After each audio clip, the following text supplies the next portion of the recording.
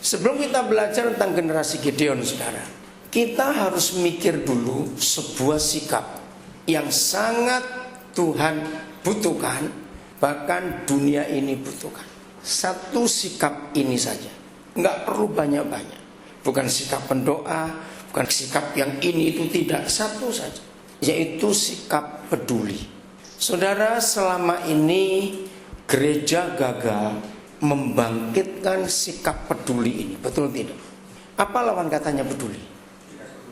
Bukan tidak peduli, Pak. Apa? Cuek, acuh, egois. Saudara, kalau saudara pernah dengar seorang namanya Albert Einstein, ya, dia mengutip dari kitab Yakobus pasal yang keempat. Dan dunia tidak tahu kalau yang dikutip Einstein itu adalah firman Tuhan. Dan apa yang diucapkan Einstein itu diakui dunia sampai hari ini. Einstein berkata begini, dan kalimat itu, kata-kata Einstein itu ditulis di banyak tempat di dunia ini. Penjahat itu bukan pembunuh, penjahat itu bukan perampok, penjahat itu bukan pemerkosa. Penjahat itu adalah kalau orang itu tahu berbuat baik dan dia tidak melakukan, itu penjahat. Setuju nggak kalau ngomong itu? Nah, kira-kira ada penjahat nggak di sini? Loh, banyak ya. Saya tanya balik sana, kira-kira banyak ada penjahat nggak di ruangan ini? Ya, lagi sekali. Penjahat itu apa? Bukan pembunuh, bukan pemerkosa, bukan perampok, tapi loh, masuk lupa itu terus kan? Apa itu penjahat? Orang yang tahu berbuat baik tapi dia tidak melakukannya. Nah, apa yang iblis ajarkan kepada manusia selalu untuk aku, untuk aku, untuk aku, untuk keluarga. Ya, dengarkan anak-anak yang hadir hari ini, kalian harus belajar nih.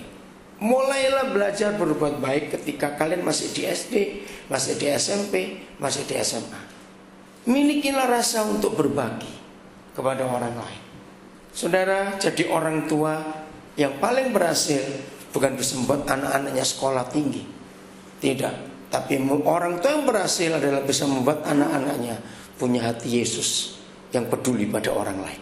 Itu orang tua yang berhasil. Maka itu kalau saudara hari ini datang ke sini hanya untuk cari aku ingin diberkati, saudara salah tempat, pulang aja sekarang. Karena saudara datang ke sini bukan untuk jadi berkat, tapi kita mau jadi berkat. Amin. Rasa peduli. Nah, Gideon itu dipanggil Tuhan karena zaman itu nggak ada orang yang peduli. Ketika musuh menindas bangsa itu, nanti kalau kita baca ngeri. Setiap kali mulai panen, langsung datang musuh dengan ribuan tentaranya, menjara habis sampai mereka melarat dan miskin. Dikatakan begitu dalam Gideon pasal yang ke-6. Nggak ada yang peduli. Bahkan para pemimpin waktu itu di zaman Gideon nggak peduli juga. Malah para pemimpin menyelamatkan diri sendiri. Nah, satu-satunya orang yang Tuhan temukan adalah Gideon. Cuma kepedulian Gideon pun disembunyikan dalam ketakutan karena dia sendiri takut. Masih anak muda lagi, ya. Waktu Gideon dipanggil umurnya belum 20 tahun, bayangkan. Tapi Yahweh Tuhan hanya menemukan satu orang itu. Yang lain kemana semua? Saudara, hari-hari ini kita melihat bangsa kita sungguh sedang terus bermasalah. Ya, menyedihkan sekali. Kira-kira bulan sebelum pemilu, pokoknya awal Juli, saya dikagetkan dengan sebuah berita yang betul-betul saya nggak percaya. Sampai saya tanya kepada anak-anak saya yang terlibat di pemerintahan itu, betul nggak ini? Beritanya begini, Indonesia import kelapa dari Vietnam, dari Thailand, dari Filipina. Saya bilang apa? Terus saya ngomong pada beberapa orang, kalau gitu hapus saja itu lagu rayuan Pulau Kelapa. Bohong itu sudah. Nah, kalau kelapa saja harus impor. Kita tahu sampai hari ini Indonesia masih impor bawang. Bayangkan bawang aja impor. Garam masih impor dari India. Padahal laut kita, garis pantai kita itu nomor 2 terbesar di dunia setelah Kanada. Bisa impor garam, bawang impor, beras juga masih impor. Saudara, kalau daging sih urusannya itulah, yang pemakan daging kurangilah. Alkitab gak nyuruh kita makan daging kok masalahnya. Iya toh. Nah, saudara lihat bangsa kita ini mau dibawa kemana? Maka itu kalau IPM ini ada anak-anak Tuhan yang betul-betul mau memikirkan bangsa ini. Tadi waktu saya mau masuk, saya lihat itu jualan di depan Ecomart itu. Saya siap nanti pulang, saya mesti beli beras hitamnya, beli beras merah. Saudara, memang agak mahal, tapi ternyata beras hitam itu lebih sehat daripada beras merah. Beras merah itu lebih sehat daripada beras putih. Ya, itu luar biasa memang, dan ditemukan manfaatnya beras hitam, beras merah itu. Ya, saya kalau beli beras merah, beras hitam itu kebanyakan dari Krayan. Ayo, Krayan itu di mana yuk? Ya, Kalimantan mana yuk?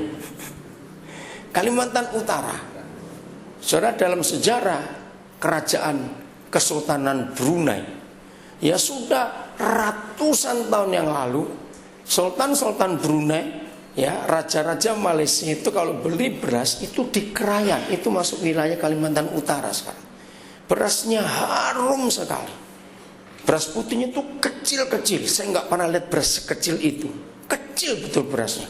Kalau dimasak pulennya luar biasa. Nah, beras merah dan beras hitamnya itu beda.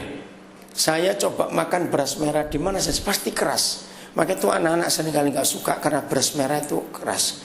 Tapi beras merah Krayan itu nggak keras sama sekali, dan itu organik sampai hari ini. Wilayah itu wilayah pegunungan, ya. Sampai hari ini sejak ditemukannya Krayan oleh orang luar itu tahun 1933. Bayangkan, sampai hari ini wilayah itu tidak ada akses jalan darat ke wilayah Indonesia. Mereka punya aksesnya ke Malaysia. Begitu kalau hari-hari yang lalu, ya waktu persiapan pemilihan presiden, berapa banyak saudara kita yang di perbatasan Kalimantan itu berontak, mau gabung aja dengan Malaysia karena pemerintah nggak ngurus. Bayangkan sampai hari ini nggak ada wilayah jalan darat ke Indonesia. Saudara, ketika BBM naik cuma 2.000 demo di Krayan itu bensin, saya terakhir ke sana Agustus yang lalu itu 23.000 1 liter. Minyak tanah juga 23.000. Beras itu harganya 25.000 1 kilo. Kenapa mereka jual mahal pada produksi? Karena mereka pakai harga ringgit. Orang Malaysia beli itu. Nah, tanggal 10, 11, 12, 13 November minggu lalu itu BBM belum naik. Saya pertama tim CBN ya meliput kegiatan kami di pedalaman. Dari Nabire kami terbang 45 menit ya pakai pesawat kecil itu, namanya Kecamatan Bilogai ya, Kabupaten Intan Jaya. Ini 3 orang dari Cikarang sampai syok.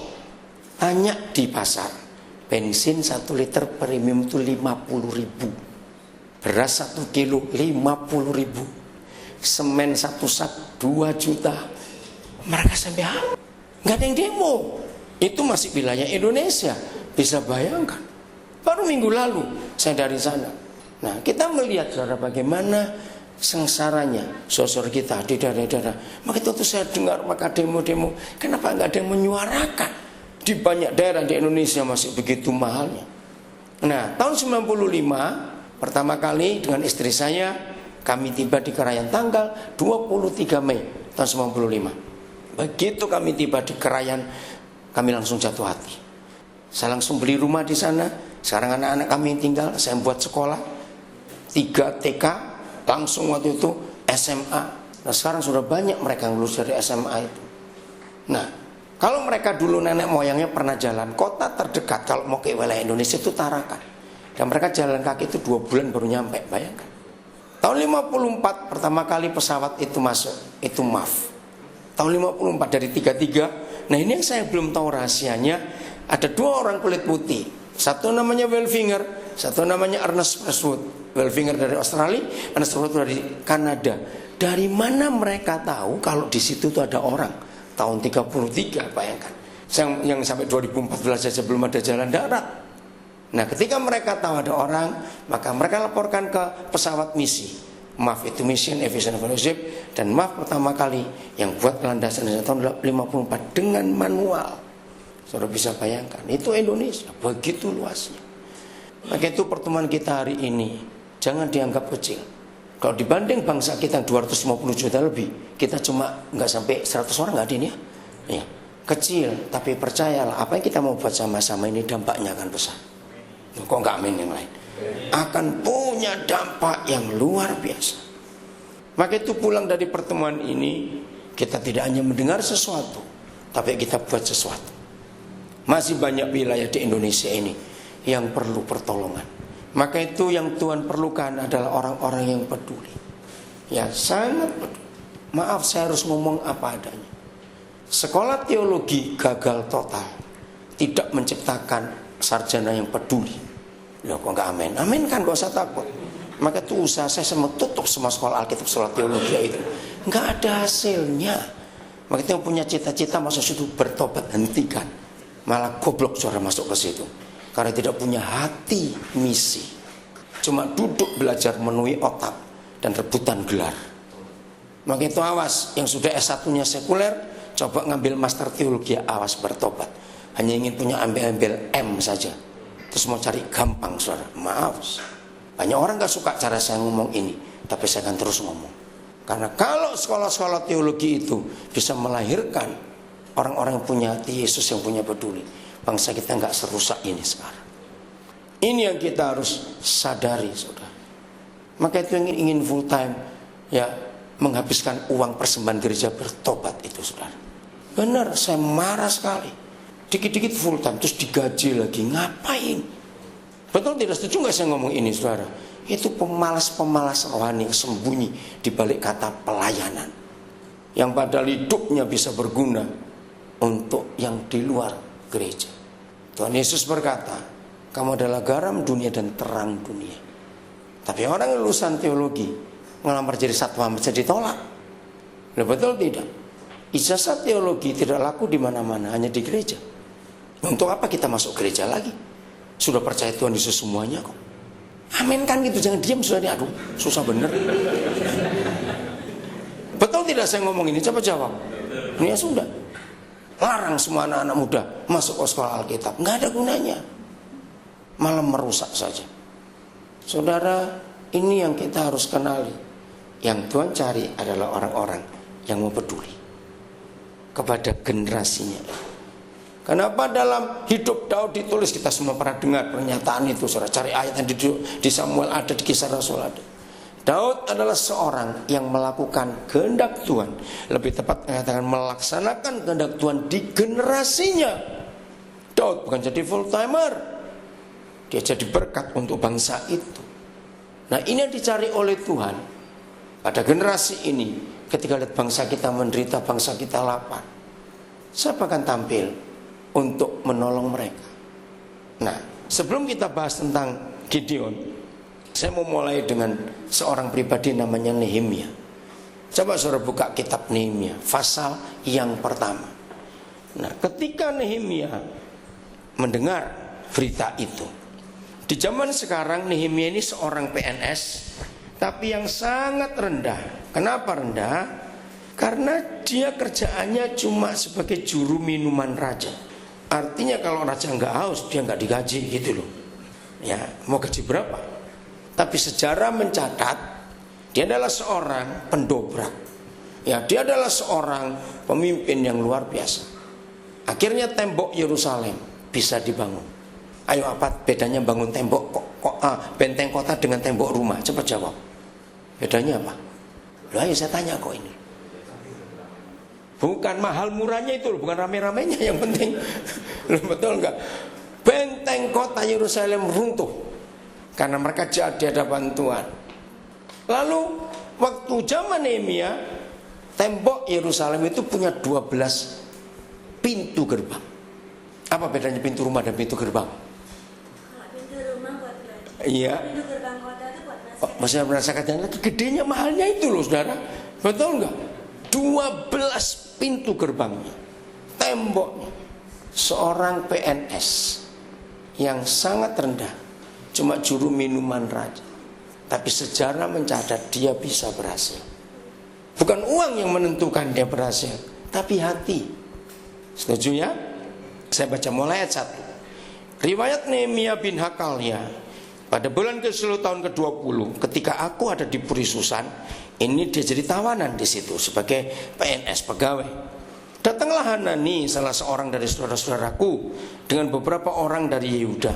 Aku menanyakan mereka tentang orang-orang Yahudi atau keluarga yang di Yerusalem yang terluput dari penawanan waktu itu, yang terhindar dari penawanan, dan tentang Yerusalem. Kata mereka kepadaku, orang-orang yang masih tinggal di daerah sana, yang terhindar dari penawanan, ada dalam kesukaran besar dan dalam keadaan tercela. Tembok Yerusalem telah terbongkar dan pintu-pintu gerbangnya telah terbakar. Lihat, memang situasinya beda dengan apa yang kita hadapi sekarang, tapi masalahnya adalah sama.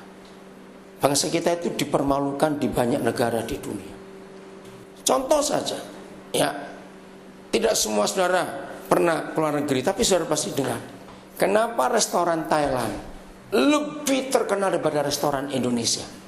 Padahal jumlah orang Indonesia itu jauh lebih banyak daripada jumlah orang Thailand.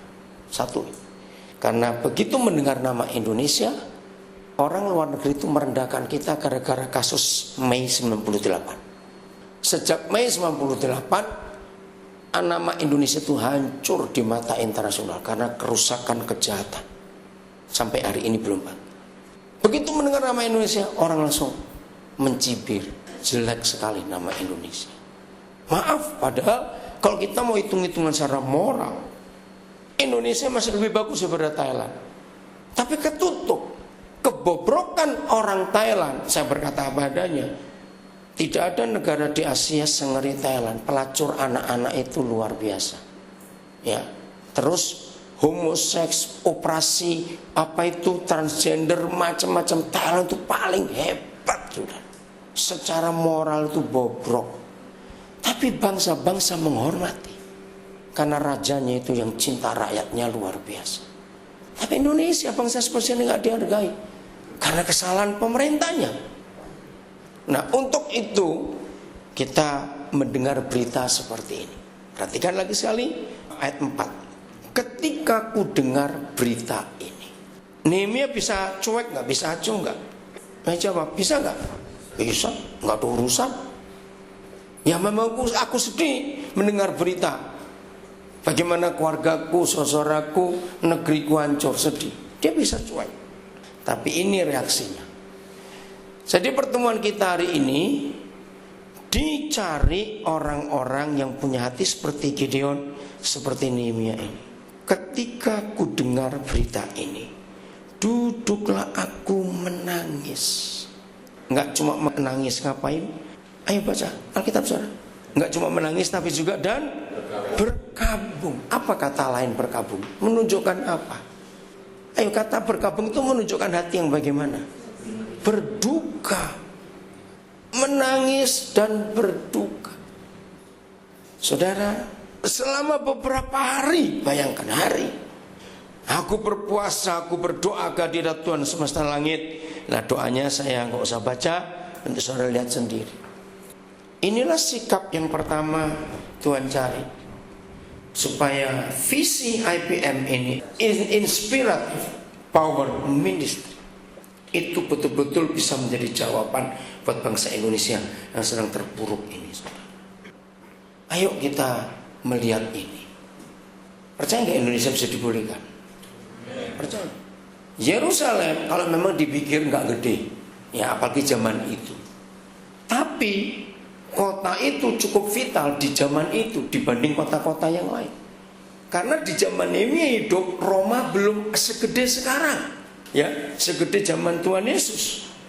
Jadi Yerusalem itu sudah menjadi kiblat. Mesir sudah besar, ya, sudah maju. Mesir dibanding itu. Lalu Tiongkok sudah maju juga di zaman itu. Sudah ada dinasti-dinasti itu. Tapi Yerusalem ini, ukuran Nehemia nggak mampu. Satu orang lagi, dan cuma pegawai negeri kelas rendah lagi. Tapi mengapa sejarah mencatat negeri itu, kota itu bangkit lagi, temboknya dibangun lagi, 12 pintu gerbangnya dibangun lagi. Hanya karena berapa orang? Loh, berapa orang? Satu orang, nggak usah ragu-ragu. Punya duit? Nehemia punya duit enggak? Enggak, punya hati. Maka itu saya ulang lagi sebelum kita masuk lebih dalam. Yang Tuhan cari bukan orang pintar, bukan orang bodoh, bukan orang kaya, bukan orang miskin. Yang Tuhan cari adalah hati yang peduli. Ketika mendengar berita itu, apa reaksi kita? Maaf, saya cuma cerita. Saya sudah enak saudara tinggal di Amerika. Saya sudah enak punya izin tinggal menetap di Australia. Ke Eropa sudah gak sulit. Saya bisa minta visa gampang saja. Tapi satu saat di tahun 89 bulan Agustus saya di Pasadena. Jadi waktu itu saya lebih lama tinggal di luar negeri daripada di Indonesia. Ini Pak Timotiyo ini pernah tahu karena dia pernah tinggal dengan saya. Berapa tahun ya kita serumah? 2 tahun. Saya jarang di Indonesia. Tahun 80-an, 90-an awal itu jarang. Saudara, tiba-tiba Tuhan berikan visi untuk Papua. Saya punya pelayanan rutin di Honolulu, Hawaii. Ada seorang pendeta, saya nggak sebut namanya, dia sudah pindah ke Indonesia. Ketika dia tahu saya sudah mapan di Amerika, pelayanan saya sudah banyak, ya saya tinggal keliling-keliling saja. Lalu dia tahu bahwa saya memutuskan untuk ke Papua. Dia berkata begini, Koden, kalau Koden sudah enak-enak di Amerika, lalu ke Papua, waktu itu Mas Irian namanya, ke Irian Jaya, wah itu satu kemunduran. Setuju nggak kalau dia ngomong begitu? Setuju jelas. Terus saya bilang, saya bukan soal mau maju atau mundur, saya bilang. Saya mau Tuhan menyuruh saya kemana. Nah, saudara, rasa peduli itu sudah ada sejak dulu Tuhan berikan di hati saya. Saya nggak pernah milih-milih di mana pelayanan. Pokoknya Roh Kudus nyuruh saya kemana, saya akan ikut.